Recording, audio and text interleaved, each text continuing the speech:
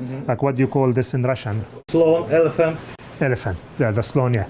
See, that's in the old Indian game, this used to be a camel.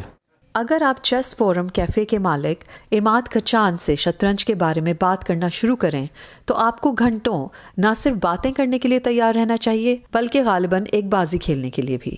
آج ان کا cafe زیادہ تر خالی رہتا ہے جبکہ کچھ ہی عرصہ پہلے تک اس کی تمام میزیں بھری ہوتی تھیں۔ After 5 o'clock, it starts to fill up. پہلے 5 بجے کے بعد یہ جگہ لوگوں سے بھری ہوتی تھی۔ لوگ رات بھر یہاں کھیلتے رہتے تھے اور کیفے 24 گھنٹے کھلا رہتا تھا۔ یہاں 15 میزیں لگی ہوتی تھی اور 30 لوگ بیٹھ سکتے تھے۔ اس کے علاوہ 2 سامنے کی جانب۔ وہ ایک بالکل مختلف دنیا تھی۔ A whole different world. Kachhan کو 9 عمری سے ہی شطرنج کا جنون تھا۔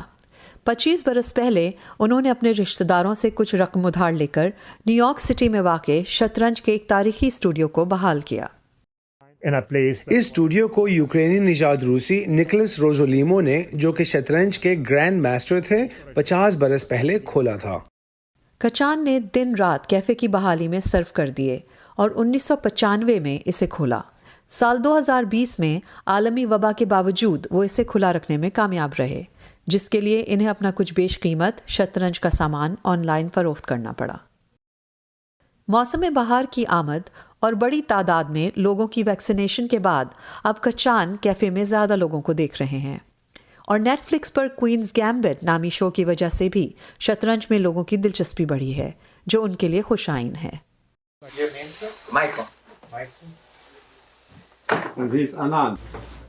اب کچان کو ایک بار پھر اپنے کیفے میں وہ منظر دکھائی دے رہا ہے جس پر وہ جان دیتے ہیں، یعنی آمنے سامنے بیٹھے کھلاڑی اور بساط پر حرکت کرتے مورے، لیکن چہروں پر ماسک اور ہاتھ ملانے کی روایت پر پابندی اب بھی ہے۔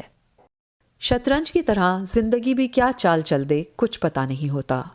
ایک وقت کچان کو ایسا لگا کہ وہ ہار جائیں گے، مگر ہمت اور لگن سے وہ کیفے کو درپیش کئی مشکلات کو مات دینے میں کامیاب ہو ہی گئے۔ ایلینا وولف کے ساتھ مونا کاظم شاہ، وائس آف امریکہ۔